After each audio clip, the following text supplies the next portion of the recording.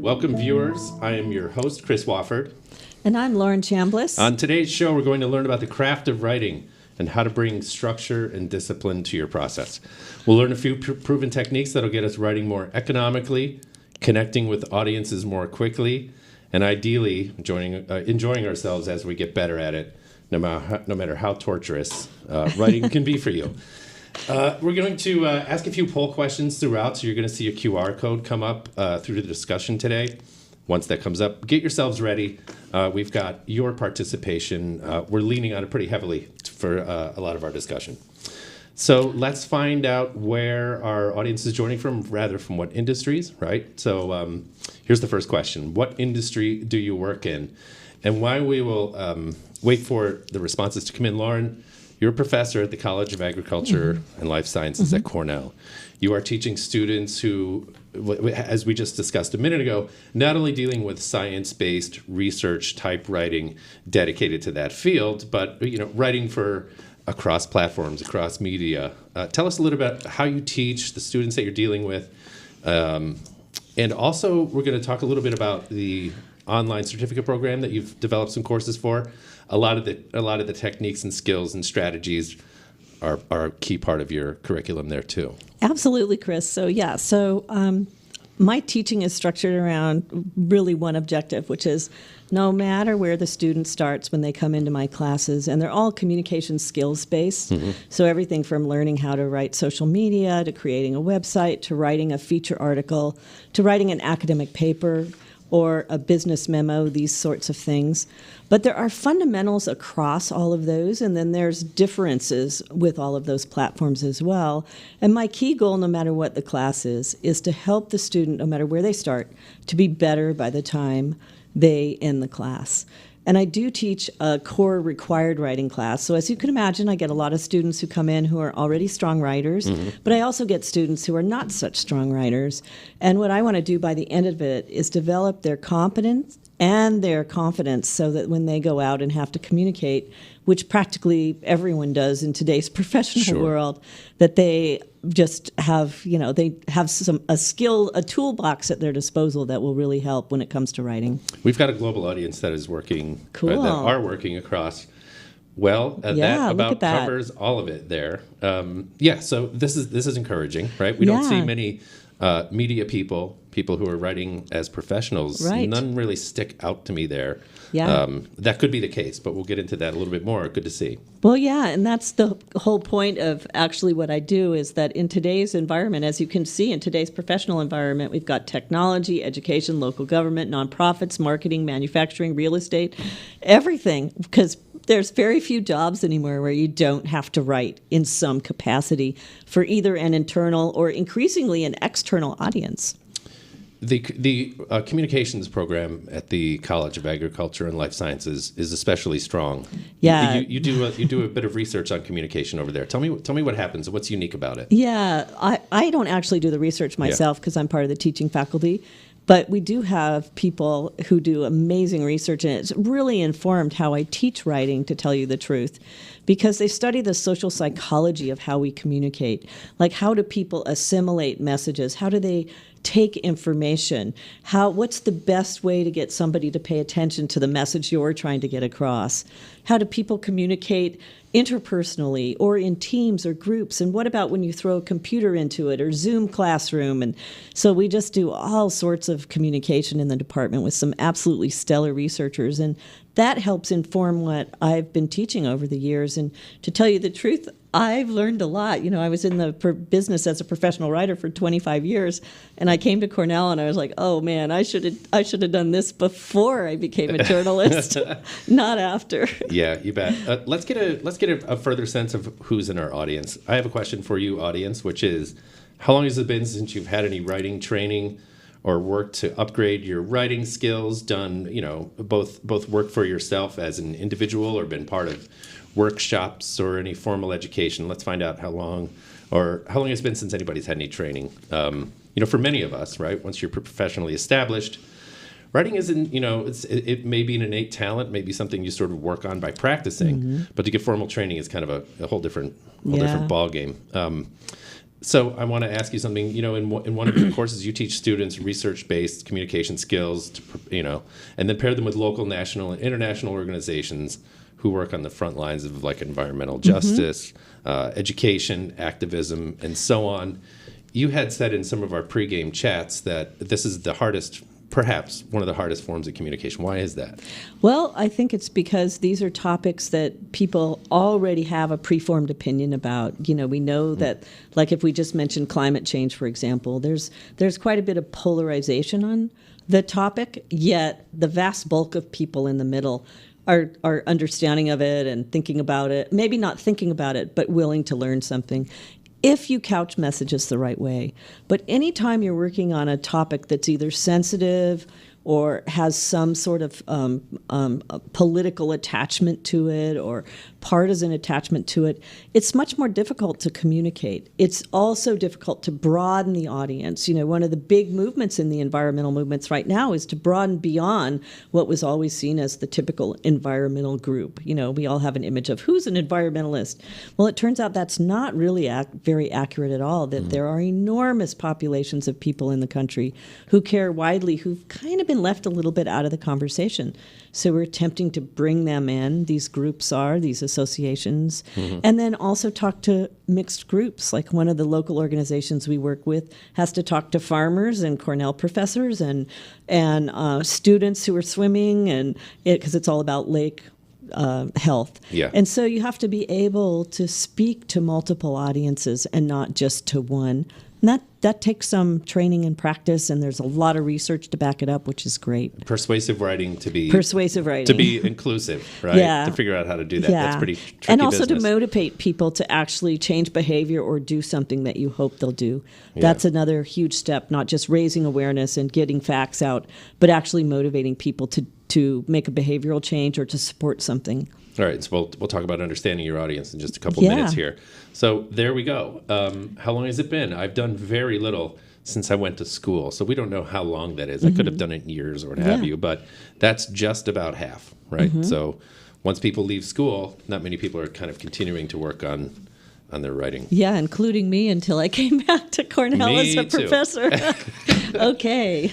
Yeah. And then some people, almost a third said they work on their writing skills from time to time. So I'm going to give a shout out to those people because good job. Yeah, we're nearly a third of them. So that's pretty good. solid. Thanks for your input, audience. That's very instructive. Yeah. So tell us about your writing journey, Lauren. You've been at this business for quite some time. You mentioned that you had been a writer long before you joined the faculty at Cornell. Yeah.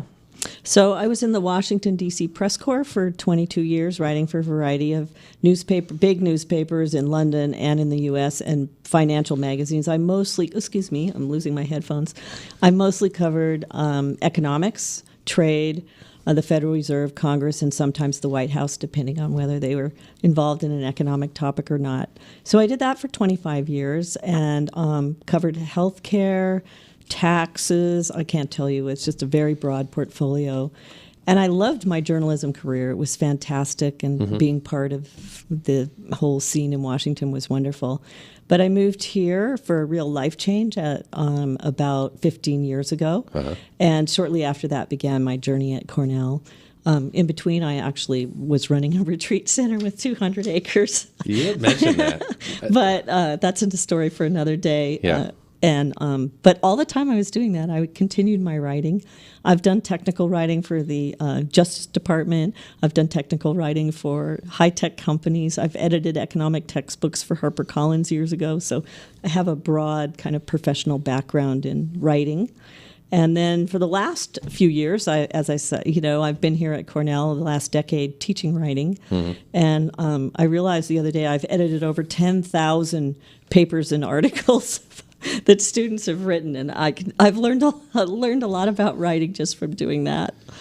And you're working for an environmental web tech startup. What's that about? Yeah, the company's called Area Hub, and it provides information. All you do is plug in your address, and it will tell you the environmental, the pollution hazards, the industrial hazards, and also any extreme weather events that you might be subject to within a radius of your address. So it's an incredible site for providing people with information about what could possibly be in their area that they might want to pay attention to, and I've really loved working for them. Well, that's great. Audience, I see that some questions are coming in. I've got Great. a couple that I'm just going to start kicking these Okay. over to you. Claire asked, do you find that jargon makes communication across industries more difficult? Thinking about your history as a writer, your audience, right, varied, kind of all over the place. Yeah. How do you think about this, and how do you unteach jargon? Oh boy, that's a big one. And of course, even everyone thinks that once you talk about something enough in your own industry, you don't even know it's jargon anymore. Yes. But yet, if you're communicating with somebody outside of your niche, they may not know what you're talking about, even if it seems to you so obvious. So yeah, jargon is one of the things that, are in my top points of the things that I see missing all the time, or that where people go wrong is in not defining or explaining jargon. It looks like Anonymous asks, are there particular techniques you suggest in approaching an audience that may be resistant to your message, particularly with a political or legislative bent? Again, this points to a lot of the writing that you've done in your time. Yeah, that is a super good point, and there's tons of things I could go into, but the first thing I'll say is don't be preachy. And don't just throw facts out there, because people don't necessarily assimilate facts. Like, you can tell people a fact, and if it fits their preconceived notion of what's true, then they might be able to absorb it. And if it doesn't, they may easily reject it. So it's important to come in with kind of a warmth and understanding that audiences don't all have the same values that you may personally have. And speaking to values that we do all have, common values, is a great way to establish a rapport with an audience, whether you're writing or speaking or whatever you're doing. And that's the first battle, is getting them to see you as somebody who is both warm, trusting, and competent. Like, this person is part of my group. They're not an outsider who's going to tell me how to think. That's absolutely guaranteed to fail. Right, because we have some existential crises we're dealing with. Yeah. Right, and so now more than ever, this stuff's important, and you hear everybody saying this. Yeah. All right, it's time to get practical. We've just wrapped up our opening paragraph, if that's what we would call the preamble, everything that we kind of went through there. We're going to get into the practical to get things moving here, Lauren. So before you get started working on a project, I'm talking about you, what are the key things that you're thinking about? What are the first steps? High level stuff, strategic. What are the first questions you ask yourself? Yeah, so this may be obvious to our audience, but the first step is to understand your audience. And I think a lot of us go in thinking we understand our audience, but we don't necessarily really know who they are, who's the demographic, what's their age, what do they care about, what do they do for a living. These kinds of details really matter when you're going to write for a public audience, is figuring out your company or your organization or your agency, who is the main audience. It might be very broad, or for this particular piece of communication, it could be much more narrow, and understanding that is important. I have a story here. Can I tell a story? Yeah, go ahead. I'll be quick about it. Yeah. So I had an epic fail when I was in my early 30s, and at the time, a major women's magazine, I think it had the largest circulation in the country, Ladies' Home Journal, called me. I was in Washington. They asked me to do a story about the politics of breast cancer. And it was a long time ago, before there was Breast Cancer Awareness Month, before anything. And really the research dollars and the attention in Washington on breast cancer was super low. And my mother had just recently died of breast cancer, so you could imagine I was very... You had some emotional stake. Some emotional stake. So I did an amazing amount of research, got more and more mad as I found out what was going on. So then I wrote a story that was great, hard-hitting, fantastic, would have been good in the New York Times. I sent it off to Ladies' Home Journal, and 2 weeks later the editor called me and said, well, Lauren, that was a great story, but our surveys show readers like upbeat stories about breast cancer. Oh, you were Mrs. Doomsday there. Yeah, right? Yeah. I was Mrs. Doomsday. And that's the point. At the time I was all self-righteous and thought, oh, this is crazy. But with hindsight, I realized that I really missed an opportunity to tell a very important story to 2 million, to millions of women across America, because I did not understand who my audience was, and I did not write for my audience. Well, let's say you're writing for a publication. It could be The Economist. It could be, Relics Magazine. It could be Time or Mad Magazine, whatever, right? Shouldn't you be able to lean on your editor a little bit and get some guidance on the audience? Shouldn't they be able to spell that out for you? In the case of Ladies' Yes. Home Journal, they didn't do that. No, I think it's the writer's responsibility to find Okay. out. I mean, certainly the editor should tell you anything you need to know, but largely I Yeah. think they assume you know, and that's for media writing. If you're writing for a company or an organization or an agency, you may think you know what your audience is. I would say just double check, be sure, because you want to make sure you're writing for them. At the outset, do you begin? Okay, so you've understood your I audience. know who my audience is now. Right, I'm ready you think to start. you know your audience, right? Do you begin with an outline? Do you just dig in on a draft? And of course, this kind of, to some degree, depends on which kind of tech you're using. You know? Yeah, that's absolutely true. I think it Yeah. also depends on how well you know the topic, but I always do write an outline, and I tell students and other people I've worked with in writing in the private sector that you may be the kind of person who wants an outline. You may work best if you have all your major points. You know, you've got your topic sentence and you're going to make point A, B, and C. You want a really detailed outline. I do more like keywords. And I'll just say, okay, paragraph 1, keywords, paragraph 2, keywords, so that I can see in my mind the links and where I'm going. And also, it also reminds me, sorry, I keep losing these. It reminds me where what keywords I want to make sure that I get in the content, because that's critical in today's in today's writing environment. Hey, I have some more viewer questions. Great. I love taking them as they come in. Thomas asks, what are some tips on being concise, but also getting your message across? Yeah. I mean, that should be a guiding principle. Yes. That's like, this is what you have to do. That should be in a frame on your wall. Right, Yeah, exactly. Yeah. I would start with an outline because that can really help. Yeah, Because one sure. of the things that happens is when we start writing, we tend to then just keep going. Oh, I'm writing about a topic I know. I keep going and going and going. And then when I go back and look at it, I realize I don't actually need 3/4 of that. I just needed the first 3 sentences. So having an outline will keep you on track, will help you keep focused at the start. But the most important thing absolutely is editing. You need to go back to leave time to edit yourself so that you can go back and remove anything that doesn't need to be there, that the removal of it won't affect the flow of your content. And people don't spend enough time doing self-editing. They expect their editors to do it or their bosses to do it. Or whoever is, going to be the person between you and the posting of it to a public audience, or even if it's an internal audience to a higher up. And that's the critical piece, is going back and looking at anything that can be removed. Is there value in just leaving concision out of the picture when you're kind of flowing? Let's say you've gotten beyond your outline and you're in the space. You're right? on a roll. It's happening. You're on a roll, and you're just. Is it important to think about concision at that point? That's a You're really making good, more work for yourself later, but I think that's a really good question, and also depends on your kind of how fluid you are with your writing and how advanced of a writer you are. For someone who's an advanced writer, that kind of editing is going on constantly. So even though you go back and look afterwards, you are thinking about sentence structure and rewriting sentences as you go. That's what I do. I still go back and look at the whole thing. Sure. But I'm constantly rewriting sentences as I write them. I might write a sentence 3-4 times before I move on to the next one. But most people can't function that way. It interrupts their writing flow. Yeah. So they're more likely, it's better, for many writers, it's better to get it all out there and then go back. Yeah. That doesn't work so well for me. So it's kind of like the outline. I think you have to try both.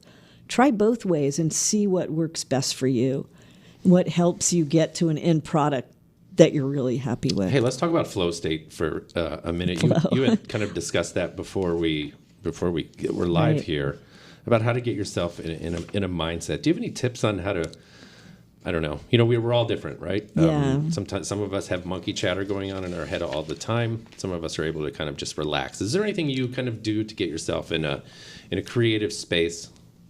That's I don't know. You had mentioned walking your dog. Yeah, I do get a lot of great ideas when I walk my dog, but I do find when I'm writing something that's important that I'm thinking about it all the time when I'm not actually writing on it. Like, just phrases will pop up into my head when I'm walking, or even when I'm teaching, to tell you the truth. Sometimes I'll say something to the students and then I'll go, note to self, improve that paragraph. It has a bad transition, So yeah, I do think getting into the flow of writing and finding the way, whatever makes you creative, whatever kind of sparks that creativity in you, is really helpful. The one thing I have found that, I've been in this business now for many, many, many years. Don't want to date myself too much. And I've never lost my love of the process of writing. Sometimes I've had to write things that bore me to death. We just do. Yeah. Or that content doesn't mean as much to me. But the process of writing, I've never gotten tired of because of this kind of interaction between your creativity, what you need to say, the professional part, the professional role you're playing, and how you can work to make it better. To me, that's always been fun and exciting and meaningful. It was something we all should hope for. Hey, Layla asks an interesting question. Actually, I'm stretching out a little bit. I don't really know exactly what she's talking about, but I suspect you do. I hope. Any tips for subtle appeal communications, primarily for nonprofits? You know what she's getting at here? Yes, and that's a long conversation. Okay, we don't have to stretch out that far if you don't want to. Any tips for subtle appeals? That's a really good. What is she talking about? She's talking about when you're not going out and saying, donate to our nonprofit organization, Yep. or a specific action that's like really well spelled out, but a more subtle thing like telling a story that, at least I think that's what she's talking about. Maybe she'll write in again if she's not. Yeah. Telling a story that then encourages people to want to donate to a particular action in your nonprofit organization's thing, but it's not expressly an ask. It's a more subtle approach. Like you're trying to encourage people to care about something, or almost before you get to the ask part. It's part of building community, right? Yeah. That's what you want to do, is build community that cares about your topic. And yeah, that's a really important goal, and more nonprofits are spending time doing that, and Yes. even Cornell, right? Yes, exactly. Thank you for that question, Layla. I want to get into the audience to understand where they are at in their Great. journey as well. So we're going to ask you to rate your strength as a writer. 1 through 5, pretty straightforward. Let us know how we do. We suspect that we're going to end up somewhere around a 3. But let's remember, our audience hasn't tuned up since school. Yeah. However, 28% of them continue to work on it. Yeah. Suggesting that there is a discipline here. All right, probably not enough of a big a data set there. Let's do a little diversion. Let's do a little quick lightning, Okay. a little off ramp here. Can we talk about the M dash for a minute? Yeah. Where did all the semicolons go? I love the M dash, so I'm not the person to talk to. But, All right, yeah, we're getting into line editing level stuff. yeah, But this is really line editing. what's the deal? I think it's visually easier for people to separate Yep. in a sentence when you use an M dash on both sides of the sentence rather than use a semicolon or a colon, which can function as the same thing depending on the nature of the sentence. Mm-hmm. And you'll be glad to know that they're all coming back, because in social media we use tons of punctuation, Yes. including colons, semicolons, M dashes, exclamation points, question marks, Hyphens, everything. yeah. Hyphens, you name it. Yeah. So the M dash is really replaced in most major writing, the semicolon, but it's still there. You can still use it if you like it. Yeah. Semicolon, very useful if you're making long lists with compound structure and so on. All right, we've got most of our audience checking in and Great. saying, I'm at about a 4. That's pretty solid. This is a relatively confident group, or at Yeah, least, that's good. At least adept in their own Yeah. minds, which is healthy. What is your greatest writing weakness? Pain points. Do you have one? Yeah, What is it? I can get stuck in certain. I tend to love the word indeed. I never write a story where I don't start a paragraph with indeed, and that's really not necessary. Yeah. But I think I can get a little. I can write something professionally and go, oh, that's okay, it's good enough. Uh-huh. And I don't always take my own advice and leave enough time to edit at the end, like I'm writing to the deadline, whatever it is. And so I do think that that's something that, especially if you think you're a good writer, spelling, oh my God. I have to tell you, I'm the world's worst speller. Come on. Honestly, if it hadn't been for the fact that my arrival on the journalistic scene corresponded with spell check, I would not be where I'm sitting today. I cannot tell you how bad I am at spelling. I'm better at punctuation. thank God. So this is a variety of what looking at it, I hard love skills that. plus soft, right? So Yeah. punctuation, Grammar, those getting kind started. of filler words and so on, verbosity. Yeah. Sure, right? So there's that. And then there's some of the other stuff, the Yeah. bigger issues, the procrastination, Getting started is a big thing for a lot of people. Like they're ready to go, they've done their prep work, they sit down, they want to start writing and they don't know where to start. I always encourage people just to get anything down. Just put down any sentence, even though you know you're going to come back and fix it, just to get your flow started. I do that all the time. I'll start with something that I know this will never be the start, but it's what I'm thinking. It's the focus of the piece. Like, what's the most important thing you're writing about? Just put that in the first line and go from there.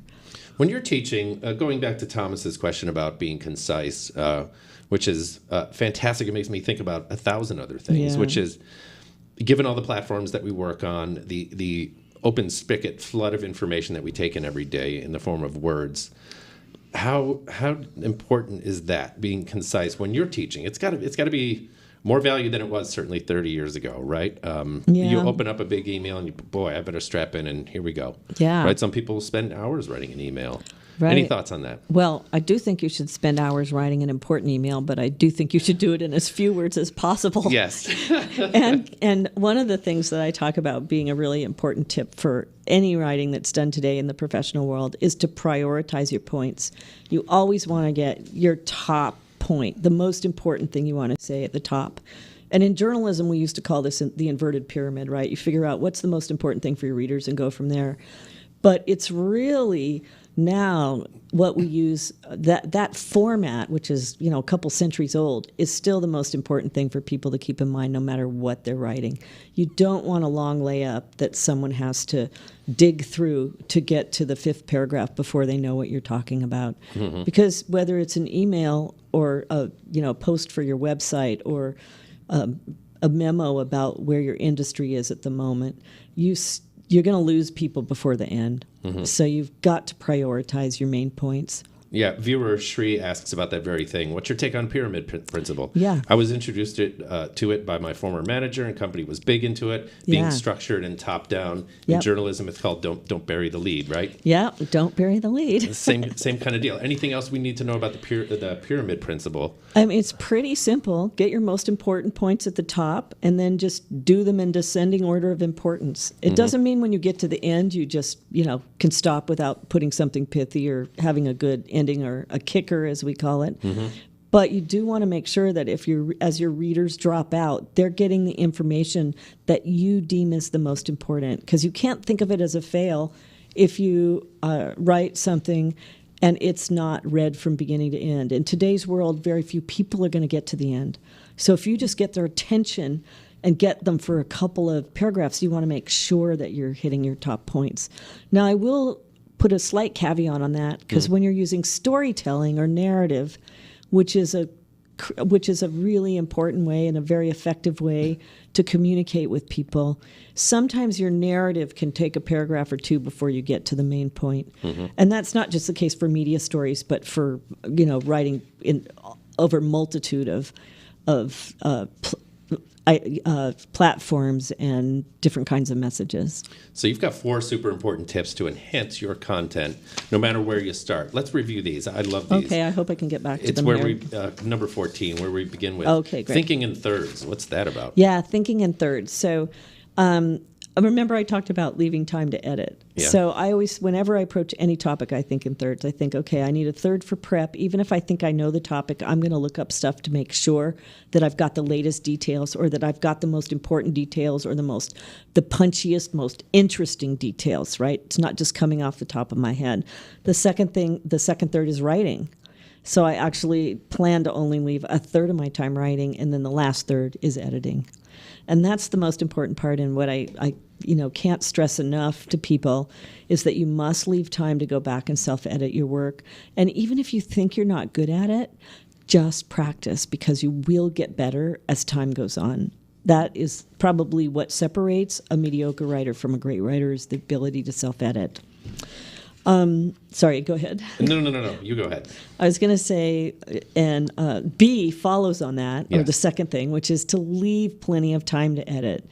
Like, I say a third, just to get you thinking that way, but it's really sometimes I might write something and spend 3 times as much time editing it as I did with the original content. So you should think about editing as just a critical part of writing, maybe more important than the original writing itself. You had talked about this interesting dynamic, or it's been your experience.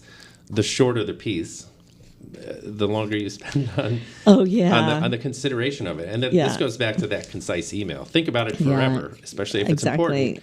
And then, make it tight. Is that the case? Yes. And there's a famous quote, usually attributed to Mark Twain, but also many others. It said something like, I didn't have time to write a short letter, so I wrote a long one instead. Because it's a lot easier to just throw everything out there. Did he say, if you see an adverb, kill it? Yeah. No, that was Hemingway's talking about darlings. He's geez. Killing my darlings. But I missed that. Or maybe it was Twain. I'm not sure. How about editing others? What's that about? So that's my third point, and probably one that most of you don't do enough of, which is offer to edit others' work, because there is nothing like working on someone else's piece that will give you the skills you need to work on your own.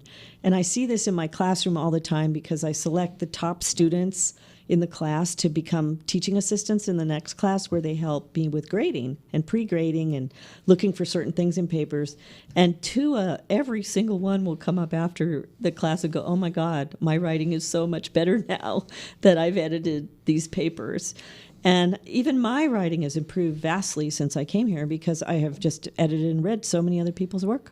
When we're talking about the pyramid principle, you talked about not bearing the lead, getting down to what's called a kicker. Frank asks, what makes a good kicker? How do you arrive at one? Oh, kickers Is there are fun. Tried and true technique? What are you trying to say in a kicker? There are quite a few ways to do kickers. One of the great, if you have a piece, whatever it is, that involves quotes from other people, one of the great and most common use of kickers in media is to use a quote. Like you round out your story with a summary or something analytical or colorful that someone else has said. If you can't do that because it's not a media-styled piece, you can still use one of several methods. Casting forward, like you've discussed a topic and then you cast forward. Okay, this would be the next step. Now that we've looked at this issue, here's the next step in this issue. Or it can be just a nice summary that doesn't just repeat what you said at the beginning of your story or post or memo or whatever it is, your email, but ends by kind of reframing the main points. Those are the main ways we do kickers, and they can be those are all effective ways to handle that ending, which can be so problematic. In marketing, there's something, and this goes across disciplines, the call to action, right? Yeah. And, if you'll notice, let's say you receive an email from Cornell that says, check out these keynotes that are coming up. The call to action is both at the top and the bottom. And at the bottom, and it should be spread throughout. What's the thinking behind that? Yeah, absolutely. I would say don't wait till the bottom because, as I've said before, many people won't get there. You definitely, if you have a call to action, something that you actually want someone who's reading this to do, then it needs to be in the top, very close to the lead, if not in the lead. Anonymous viewer asks, do you feel writing has become less formal in the past decade? I think we can probably agree that yes, it has. Anonymous keeps getting flagged for formality on the grammar checks. What's up with that? Yeah, that's a hard one because we still often, because we learn to write more formally in high school and even sometimes in college, and especially depending on your major, that still holds true today. But in almost all forms of communication in today's modern world, we write in a much more conversational tone. And I would talk about that a little bit more because it's not necessarily, depending on your organization or your company or your agency, it will either be more formal, which also means a little more neutral, or it will be less and more conversational. But overall, we're going way more conversational than we are formal. And it's just moving that way. You still have to have your punctuation right. You still have to have your grammar right. You still have to have your a strong vocabulary. But we're just not writing in as academic a way, actually, is what it typically is. Is there a part of you that laments this development? No. Zero. No, none. I think, I want people to read Yep. what I write. And I think writing as if you're talking is one way to get people to read and not make them feel like you're telling them something. More formal writing is more like, here, I'm an expert, let me tell you what I know, right? That's the way it comes across, even if that's not the purpose. Yep. I keep thinking about the pyramid principle. We were talking about the final paragraph, and Frank brought up the kicker. You had something interesting in the notes from our conversation earlier, where you had talked about providing the audience with kind of a reward for having stuck around. How do you think about that? What kind of reward are you giving an audience when they make it to the end of your piece, which is tough to get them to do? That's a good point. I think you just have to make sure that you've written something really good at the end, because if they get there, you want them to kind of leave with a good feeling about having stuck with it with you. And the examples I provided before, I think, are ways to do that. We were talking about common mistakes to avoid. We had discussed earlier laying off the jargon. Right. Super important. Grammar and typos, pain point for a lot of people in our audience.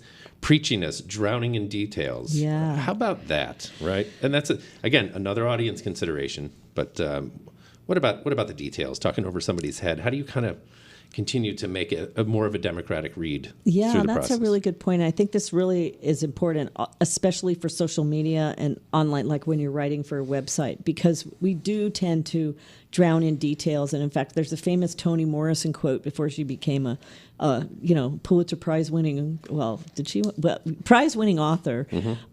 She was an editor, and she said, too much detail is what I see all the time. And it's like, that's one of the things that you have to look for, is that you provide just enough information for your readers and viewers to understand what you're trying to impart, but not too much that they get bored or they get confused. And there's no magic bullet for that. That's just practice and thinking about your audience instead of thinking about all the knowledge you have. That's why keeping your audience in mind will really help you, because you'll be like, oh, I know that detail and I think it's cool, but I'm not necessarily sure that's going to aid their understanding. And that's part of the writing process, is figuring out what are the essential points that you need to make.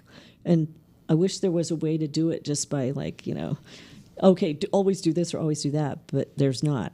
Keeping your audience in mind will really help. You brought up a really interesting point about if you're in the business of maintaining, providing content for a website, the challenge in laying out what is perceived continuity across the site.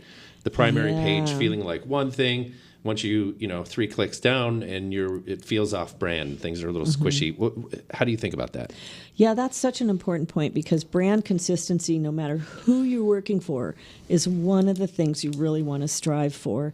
So that means your social media, your main content on your website, any correspondence or things that you're sending out to your customers or your community. All of that needs to be consistent tone, voice, and style. And that's probably one of the biggest mistakes I see, is that you'll go to someone's homepage and they'll have a very conversational style, and then you start digging through and it just is all over the place. And this makes it not seamless for your reader or viewer, but it's also a missed opportunity for your brand personality to come through. And that's really important no matter what you're doing. That's part of that subtle stuff that really matters in a bigger picture, is you want that same consistent stone tile voice no matter what you decide that it is across all your platforms. Right. And it's nice to have the benefit of a dedicated crack editorial team, but we don't always have that. Right. And often now you'll have many, many, many people writing for the website, because we need, you're an expert on this and we need something on that, right? But that's not necessarily, you're not given all the tools that you need. So you have to figure out how to fit your information into the kind of brand personality that's there already. All right, we're going to take an off-ramp into AI territory. Oh, great. Liz asks, several students feel like ChatGPT can write better than they can, so they see nothing wrong with using it. What tools can you use to discover whether it has been used? All right, let's just back up a little bit. ChatGPT, for those that don't know, is a generative artificial intelligence application that creates copy. So you can say, let me write something about birds in the style of the Wall Street Journal, There you go. right? Yes. And it's about owls and mating in the style of the Wall Street Journal. It'll kick it out, right? Yeah. So those are the sort of prompts that Yeah. we're dealing with. How do you deal with this among your students and just broader Yeah. in academia or otherwise? Obviously, this is a huge topic in our department and one that many of our research are beginning to study, and I'm having to deal with in my own classroom as of basically last semester. It's changing so rapidly that I don't think I can really readily answer the questions. We know it's going to be a major disruptor to any industry that involves writing. And I've already heard stories about, about one of my young colleagues had friends in a PR firm, and there were three, and two of them have been fired, and they've just kept one to fact check the ChatGPT produced stuff. So it is. What industry is that person it's working in? At a PR firm, a small PR firm. Okay. So it is already happening. There are several tools out there that are really good. You could run your story through them. I do it when I suspect that a student has used it. So far, I've been okay, but I know that's going to change, and I'm starting to figure out how to deal with it. And at some point, I think most writing classes will eventually incorporate these tools into the toolkit. But right now, it's still at the beginning stages. It's still riddled with factual misinformation. I ran several prompts from my classes through it last semester, and it came back with just complete nonsense. What were the prompts? Sounded great, but wasn't any good.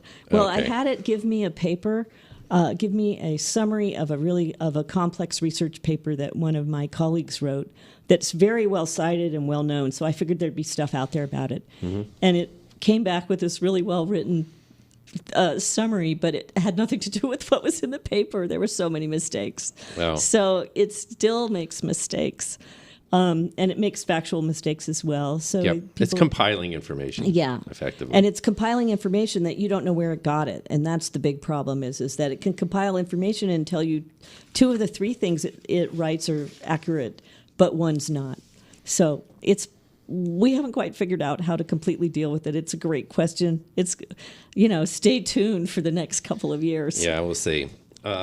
I love a good fundamentals talk, especially about writing advice that comes in sets of 4, like we have just done. So you've got some fundamentals here that you'd also like to talk about. Guidelines for sharp writing, how to tighten things up. Yeah, and this may help a little bit with that whole editing process as well. And the first thing I talk about is word choice. This is such a simple thing, but most often we get used to using the same words over and over again. As writers, there's certain words I like. And what can improve your copy more than anything, and is quick and fast to do, is to go back and look at specific sentences and see if you can change a word or two to make it more dynamic, a little more clear, a little more engaging. And we have an activity. Okay, here we go. As an example. So here's what we're going to ask our audience to do. In addition, I take a crack at this too. Here's a sentence. The report talks about the factors that go into a person's decision to buy a new or used car. So we have 2 sets of italics here. The idea is you should be able to do something better than talks about or go into. Make it a little flashier, a little more to the Engaging. point, right? So Yeah. what are ways that we can do it? Audience, drop yours in the chat. So whether it's talks about or goes into. I took a quick stab, Lauren. Here's what I did. The report details the factors that influence a person's decision to buy a new or used car. Yeah, it makes the whole sentence read better. It doesn't change the meaning of it, but it sounds better when you read it. It's more dynamic. Right, and we talk about the relationship between factors and details. What does it do with the factors? It details them. It doesn't talk about them. Yeah. You know what I mean? And you Yeah. would think that the report probably does it in kind of a bullet pointy kind of way, maybe. Yeah. Then I took another stab. The report itemizes the factors with the same thinking that impact a person's decision to buy a new or used car. Yeah. What do you think of that one? I like detailed better, but that's just a personal preference. Mash the 2 up. We'll see what other people say. Okay, so what we've just demonstrated here, what's the takeaway, right? Just kind of think critically about your copy all the time. You know when you see something that may be weak. And go back and just see if you can change any of the words, especially if you have reused words more than once or twice. Yeah. It can become very boring when a reader's or a viewer is going through content, whether even if it's an email and you've repeated the same words or phrasing. So keep your thesaurus handy and use it. I do all the time. I'm constantly going, hey, can I find a better word for that? I've used that twice. I hit synonyms.com all the time. Yeah. I love that one. It's the writer's best friend. It really is. Elaine says talks about replace with highlights. Layla says addresses the factors. That's Pamela, good. the report highlights, mentions instead of talks about, mentions, right? Informs, details, influence for the second part of it. Includes, showcases, highlights. So everybody's Very thinking, good. So everybody's thinking in the same way. You're on the right terms. The one thing I would do here is I would say I'd change that impact to drive. Ooh. Because it fits with the car. Oh man, blown opportunity. I should have thought. Anytime you can bring in a stealthy pun, advisable or not? Yeah, what do you yeah. think? Oh, yeah. Those work. Right. It makes people's brains go, ooh, yeah, no, nice. It rewards them for it's a having reward. figured it out. All right, number 2, logical flow. What is a logical flow tip? Yeah, so whether you're within a sentence or doing a variety of sentences, you want to make sure that when somebody's reading it, that one point leads to another. That's a really important factor for to keep people's eyes on the page, because if anything happens that makes them have to go back and read something again, you're going to lose them.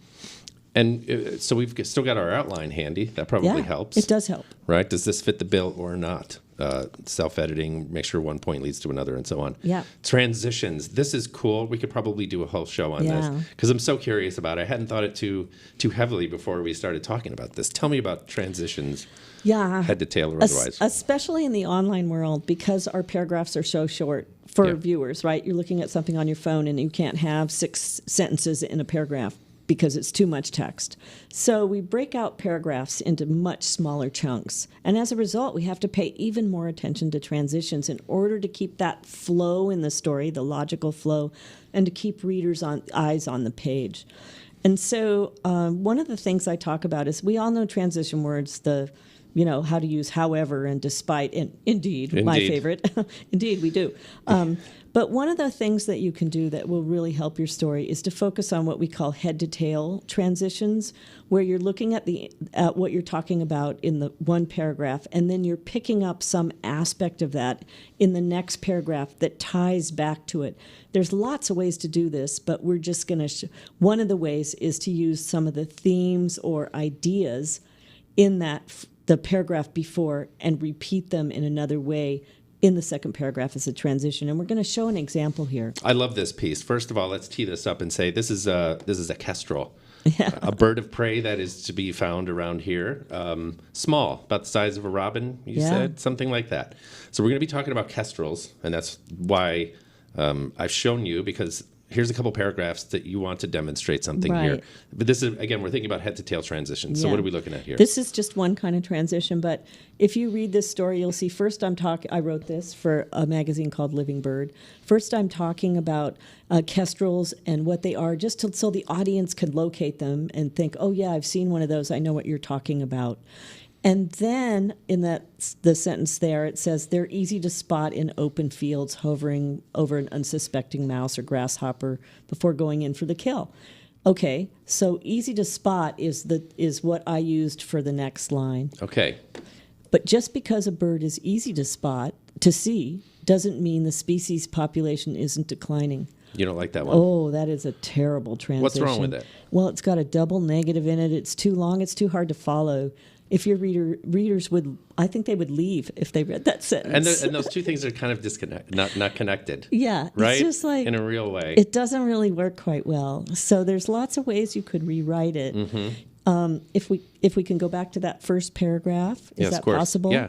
You could use the habitats. You could use the easy to spot idea but do better job with it, or hovering right above an unsuspecting mouse, like use that killer apex predator part. Mm-hmm. You could use any of those 3 ideas and then write that next sentence in a way that incorporates that but moves the story forward. Yeah, like we were talking, despite being a successful predator, kestrels are struggling to survive because of environmental degradation, encroachment by people. Exactly. And that's a perfect transition then into the story about how its population is declining. I love the whole head to tail transitions thing. Yeah. This is something that Kristen asks, and boy, this is such a huge question, but I have to ask it because we haven't really talked about this. How do you have a consistent voice across such diverse platforms? Writing for social media is very different than writing for a website or a newsletter. So let's say we have a piece. We take the transcript from this, right? And then we want to put it on social media. We got to get some pull quotes out, things like that. How about multi-purposing content?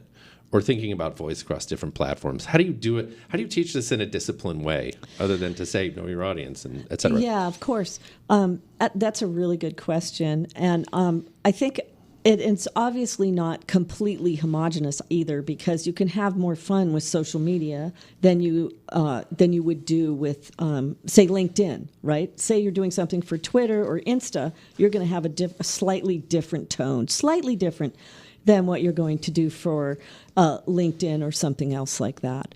But when I say consistency, I mean you don't want to stray too far outside of the boundary. So you don't want to act like you're talking to a young audience and use, LOL and POV and all sorts of acronyms in your Twitter post when your audience is mostly, made up of people my age or older who aren't in media. So I think that you can play with it, but you just want to be sure that you are within certain boundaries that reflect your organization or your agency or your company's primary values. If you think about your values, that might help you then figure out, okay, how far can I go with social media, and then how do I want to tell this interesting story?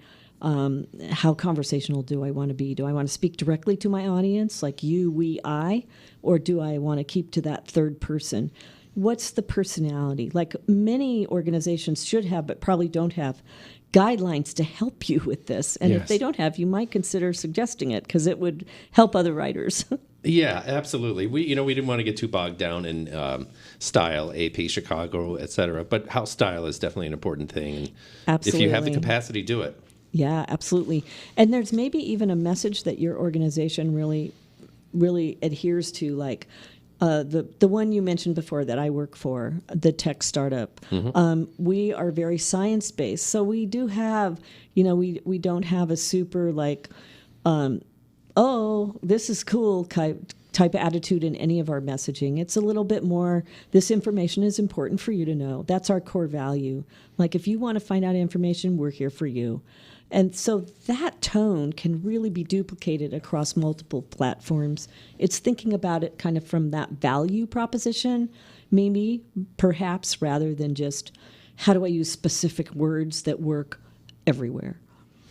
I went to Kristen's question before we finished our list of 4. Oh. Item number 4 is pacing and rhythm. I love this one. Pacing and rhythm. Tell me about this. Yeah, so people think when they read writing that it's silent in your head, but actually pacing and rhythm really matters.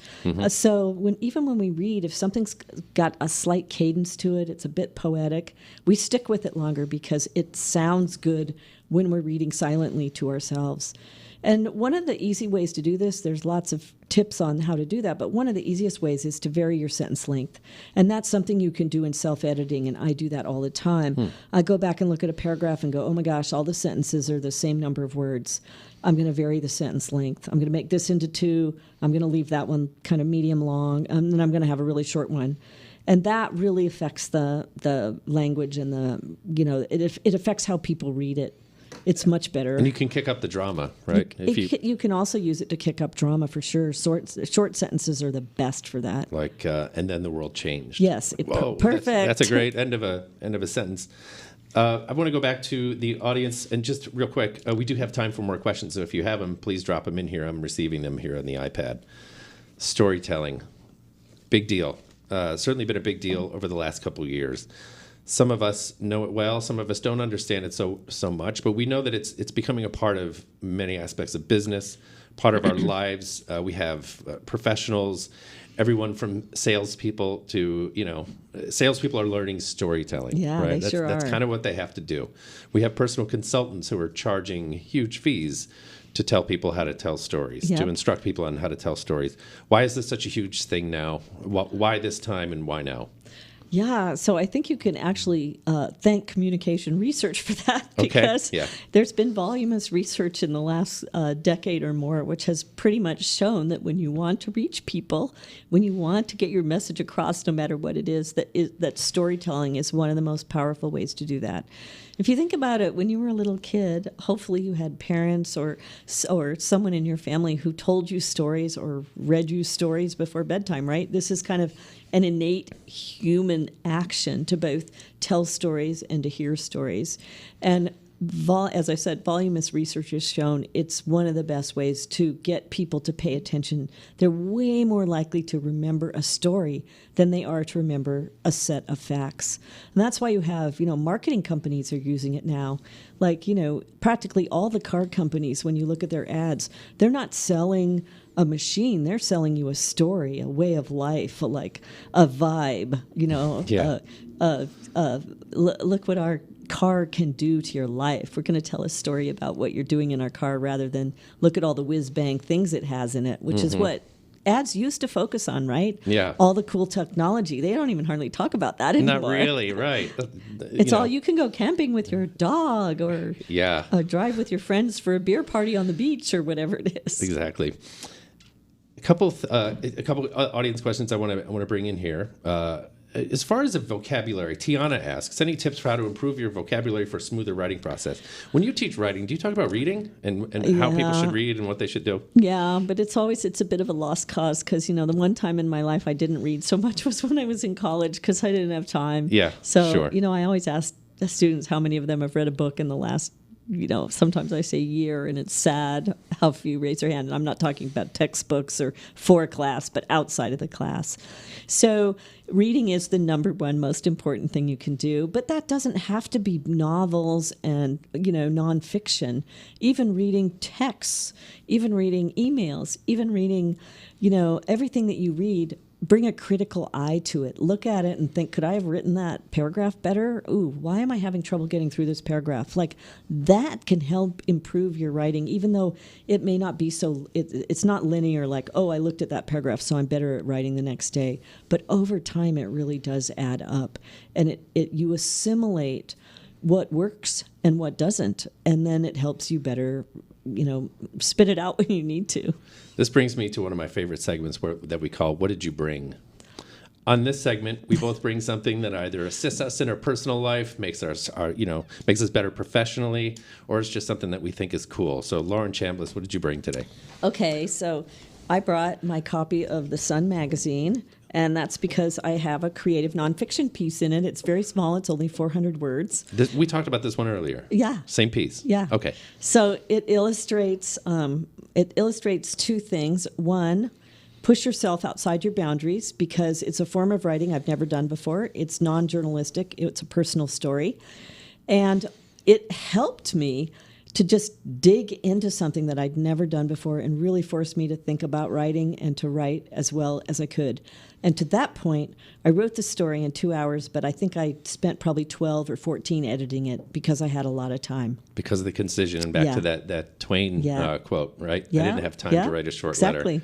So what's yours, Chris? I brought a book called Memoirs of Hadrian. This is possibly, to my knowledge, one of the earlier historical fictions. This is an imagined letter from the Emperor Hadrian, lived around 100 AD in Rome. He's considered one of the top 5 emperors.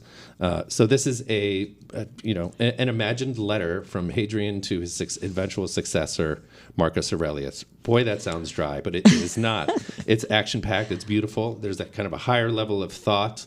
The language is absolutely exquisite, and it's considered a classic. This is Memoirs of Hadrian by Marguerite Yourcenar. It was written and published, I think, in 1951 in French. Gorgeous book. Cool. Number 2, I like the writer, DJ, sample flipper, music journalist John Morrison. Some of you may have heard him on NPR Music. I think he's a DJ at WXPN, which is a Philadelphia public radio station. Excellent writer. His Twitter feed is just full of exquisite, beautiful writing. He writes for The Wire magazine, and you can find him on Twitter. We'll share some URLs with you as well. So that wraps up our segment we call What Did You Bring? Thanks for bringing your Sun article. And we've shared the URL also in the chat with our audience so they can check out that 400-word piece that took hours. Couple hours, and then 12 editing. I want to thank our audience. These were some excellent questions that came in from our super viewers. Good. Thanks for your participation, audience, and of course in the polls, which drove a good deal of our conversation as well. Lauren Chambliss, always a pleasure. Thank you so much for coming into the studio. Thank you. I really enjoyed this. Thanks, everyone, for joining us today. We'll see you at the next keynote. Stay strong, stay safe. We'll see you next time. Thank you.